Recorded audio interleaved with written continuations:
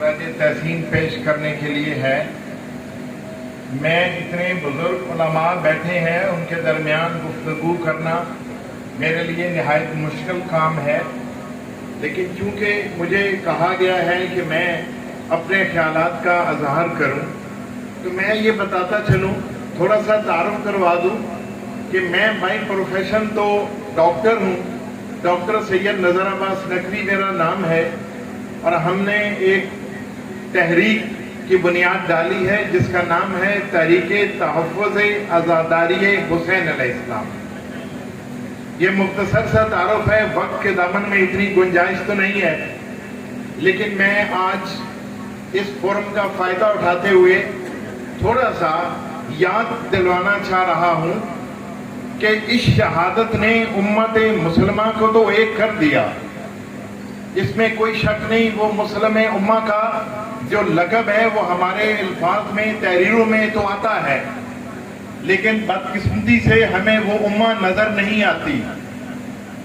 क्या वजह है कि जब इमाम हुसैन अलैहिस्सलाम मदीना से रवाना हो रहे थे तो मदीना भी मुसलमानों से खचाखच भरा हुआ था। आप देखेंगे कि उनका साथ किन लोगों ने दिया। फिर इमाम हुसैन मज़लूम अलैहिस्सलाम ने मक्का से तशरीफ आवरी कूफा के लिए रवाना हुए, तो वहां भी देख लें कि कूफियों ने बहुत सारे खत लिखे थे कि आप ए इमाम हमारे दरमियान में आए, हम आपकी नुसरत के लिए काम करेंगे। मगर हुआ क्या, इसका उल्ट हुआ ना। मुसलमान तो उस वक्त भी मौजूद थे, ये मुस्लिम उम्मा आज तो नहीं वजूद में आई, ये उस वक्त भी थी।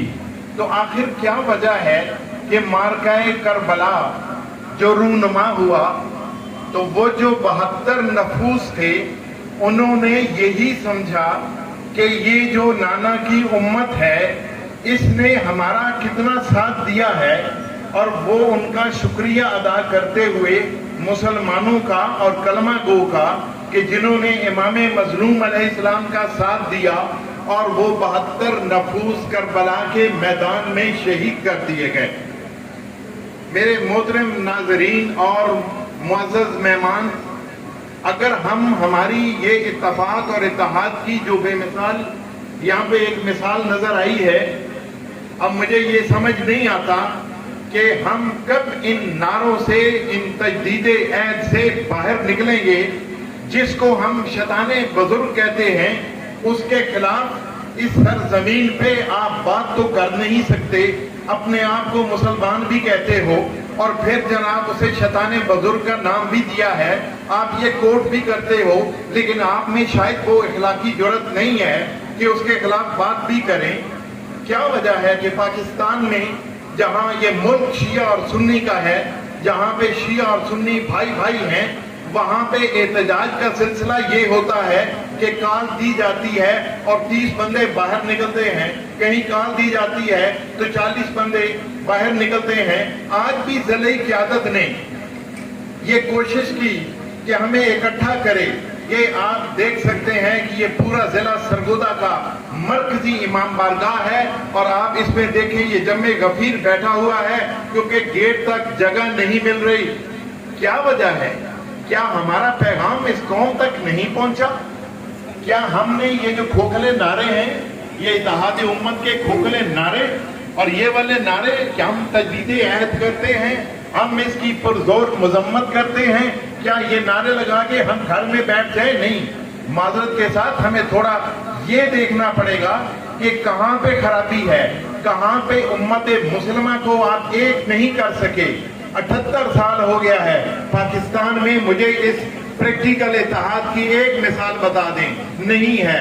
मोहतरम, आप ये सोचें, जहाँ पे उलमा लीड कर रहे हों कौम को, तो वहाँ किस चीज की कमी है? इल्म भी है और वाक़े करबला भी हमारे सामने है, जहाँ से हमने ये तहरीक पकड़नी है।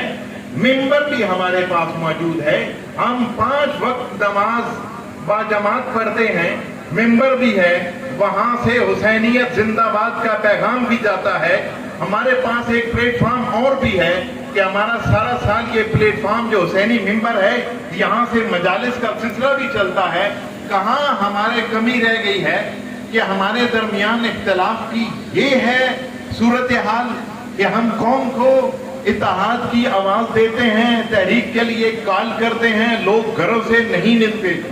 تو محترم مجھے تھوڑا سا یہ کہہ لینے دیجئے، کیا ہماری قوم کے اندر وہ درد ختم ہو گیا ہے، یا معذرت کے ساتھ ہماری لیڈرشپ جو ہے وہ صرف نعروں تک محدود ہو گئی ہے؟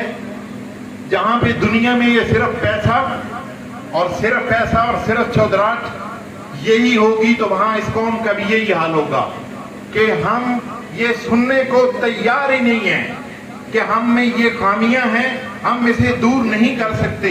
ہم یہاں سے تو پیغام دے رہے ہیں کہ ہم سب ایک ہیں، مگر اس کا عملی مظاہرہ دیکھنے میں کبھی نہیں آتا.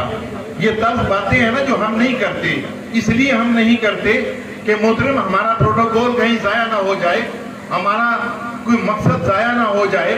لیکن ایسا کیا ہو سکتا ہے؟ آپ تو علم کے دروازے پہ جھکنے والی قوم ہیں، آپ علم کے علمبردار ہیں، اور پھر معذرت کے ساتھ آپ یہ بھی تو کہتے ہو کہ علماء انبیاء کے علم کے وارث ہیں. تو جب علم ہے، طاقت ہے، جہاد واجب ہے، تو قیام کرنا کس نے ہے؟ جہاد کا حکم کس نے دینا ہے؟ جہاں امام کا حکم واجب ہے جہاد کے لیے، تو یہ قوم کب اٹھے گی؟ وہ تو قوم تھی، انہوں نے شہادتیں قبول کی اور وہ شہادتوں کو انہوں نے سینے سے لگایا. آپ پاکستان کی صورتحال دیکھ لیں، یہاں پہ احتجاج ہوتا ہے، اپنوں پہ گولیاں چلا دی جاتی ہیں، جنازے اٹھائے جاتے ہیں، جنازے اکٹھے رکھنے کی بھی اجازت نہیں جاتی، کیونکہ ہمیں بزرگ شیطان کا ڈر بھی ہے، ہمیں اپنی جان کا نذرانہ پیش کرنے سے بھی ڈر لگتا ہے. ہم کہنے کو تو شہید ہونے کے لیے تیار ہیں. اور لوگوں دیکھو ایران کی طرف، دیکھو جس نے یہ ثابت کیا ہے کہ پوری دنیا میں اگر کوئی مسلمان سٹیٹ ہے اس کا نام ایران ہے، جس نے بتایا ہے کہ وہ شہادت کیا ہوتی ہے. کاش ہم قرآن سے سبق لے لیتے، کاش ہم کربلا سے سبق لے لیتے. قرآن میں تو ہے شہید زندہ ہے، تمہیں اس کا شعور نہیں، وہ رزق بھی پاتے ہیں. کیا وجہ ہے کہ ہمارے اندر وہ خوف کے بت ہم آج تک بھی توڑ نہیں سکے، اور ہمیں ڈر لگتا ہے یہاں ابھی کوئی گولی چلے میں بھی بھاگ کے ادھر نکل جاؤں گا، عام لوگ بھی بھاگ کے ادھر نکل جائیں گے، کوئی سینہ سامنے نہیں آئے گا. کیا وجہ ہے؟ یہ کبھی سوچا ہے؟ خدا را اس کو پریکٹیکل شکل دیں. صرف کانفرنس سے کرنے سے، صرف میٹنگ کرنے سے یہ معاملہ حل نہیں ہوگا. اگر یہ قوم صحیح معنی میں احتجاج نہیں کر سکتی تو یہ تجدید عہد نہیں ہے. یہ ہمیں اس کا جواب دینا پڑے گا. اے میری قوم، ذرا اس کو بھی سوچئے کہ آپ کے سارے ائمہ نے قید و بند کی صحبتیں جھیلی. مجھ سے زیادہ بہتر علماء بیٹھے ہیں، میں تو ایک علم جانتا ہی نہیں ہوں، لیکن آپ نے کبھی دیکھا آپ کے اماموں کو 14 سال 36 سال قید کر دیا گیا؟ کوئی شیعہ قوم نکلی کہ ہمارے امام کو قید کیا گیا ہے اور ہم باہر نکلتے ہیں؟ نہیں ہوا. اس لیے واقعہ کربلا ہوا. اور معذرت کے ساتھ ہم نے ابھی بھی کربلا سے سبق نہیں سیکھا. اگر آپ کی تحریک جو ماخوذ ہے تحریک کربلا سے، وہ یہ تحریک بتا رہی ہے کہ جہاں پہ صرف مرد حضرات نہیں، بچے نہیں، بوڑھے نہیں، عورتیں بھی قربانی دے رہی ہیں، اور یہ اس لیے دی رہی ہیں کہ وہ دین خدا، دین رسول بچ جائے.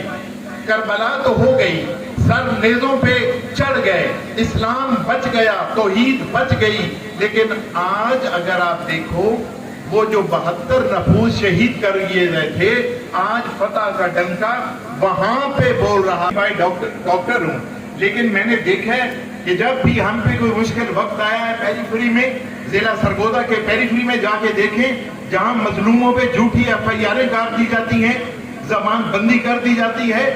آپ قانون سازی کرنے کے لیے تو اتفاق ہوتا نہیں ہے، اسمبلی میں آپ بولتے نہیں ہیں، کہیں قانون سازی ہو نہیں رہی ہوتی، منہ سے لفظ نکلا نہیں، ان پہ FIR دے دو. کیا کوئی پرسان حال ہے؟ کون پرسان حال ہے؟ مجھے بتائیں کسی پلیٹ فارم سے آپ نے اس قوم کے درد کا مداوع کیا ہو. نہیں ہے. میرے محترم، دفتروں میں بیٹھنے سے یا AC والے کمروں میں بیٹھنے سے اس طرح یہ نہیں ہوتا، نمازیں پڑھ لینے سے نہیں ہوتا. جہاد واجب ہے اور یہ آپ کو اچھی طرح پتہ ہے. لہٰذا میری یہ آپ سے 10 بستہ گزارش ہے کہ تھوڑا سا اس کو ریویو کریں, اپنی پالیسیوں کو بھی ریویو کریں. آپ کا یہ خلا نہیں ہونا چاہیے. وہ مرد مجاہد راجہ ناصر عباس ایک تنہا جو کہ آواز دے رہے ہیں, اس میں کوئی شک نہیں ہے, لیکن کیا یہ اچھا ہوتا کہ یہ ایک ہی چھتری کے نیچے اکٹھے ہو جاتے, نہ الگ الگ یہ ڈیوائیڈ ہوتے کہ وہ اس کا سربراہ ہے, وہ اس کا سربراہ ہے, وہ اس کا سربراہ ہے, جس سے ہماری قوم کو ڈیوائیڈ کر دیا گیا ہے. احتجاج کرنے سے کے قابل نہیں ہم, مفلوج ہو کے ہم رہ گئے ہیں. خالی فوٹو سیشن اور ہماری یہ سارا نیٹ پہ سارا کچھ جانے سے تو یہ احتجاج نہیں ہوگا, یہ انقلاب نہیں آئے گا. انقلاب کے لیے سرزمین کا ہموار ہونا ضروری ہے, اور وہ سرزمین خون مانگتی ہے, وہ سرزمین شہادتیں مانگتی ہے, وہ یہ والی باتیں نہیں ہوں گی. اور میں پھر ایک دفعہ گزارش کروں گا کہ خدارا اپنے آپ کو منظم کریں, ایک چھتری تلے اکٹھا ہو جائیں. وہ قیادت بھی تھی جب مفتی جعفر حسین نے کال کی تھی تو پورا اسلام آباد لاک ہو گیا تھا. عارف حسینی کی ولولہ انگیز قیادت نے ایک جذبہ پیدا کر دیا تھا. کیا وجہ ہے آج نہ عارف حسینی ہے, نہ مفتی جعفر حسین کی قیادت نظر آ رہی ہے؟ خدا کے لیے اپنے کردار پہ غور کیجئے گا. کہنا بڑا آسان ہے, اس میں کوئی شک نہیں. ایرانیوں نے شہادتیں دے کے ثابت کر دیا, حسین زندہ باد آج بھی ہے, کل بھی رہے گا. حسینیت زندہ باد ہے. یہ اس قوم کو خراج تحسین پیش کرنا چاہیے جس نے اسلام اور مسلمانوں کی لاج رکھی ہے.